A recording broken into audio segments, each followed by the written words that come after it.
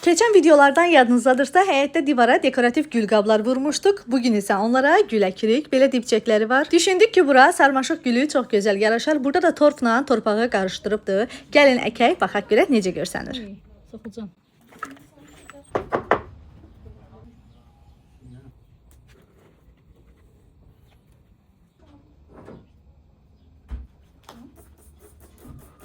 Suyunu da verək.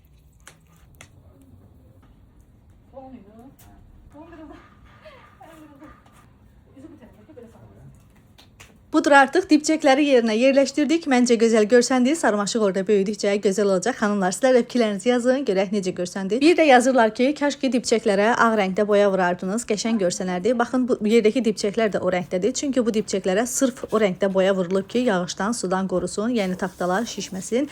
Mən də yeri həyəti süpürürəm, sulayıram. Yoldaşım da manqal yandırmışdı, ət çıxartmışdım. Dedim bir axşam da yemək bişirməkdən canım qutarsın, həyətdə kebab çəkirik. Burada pişik də gəlir, John'un da qisməti var.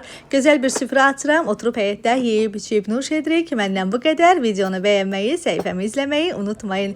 Hələlik, bizə nuş olsun.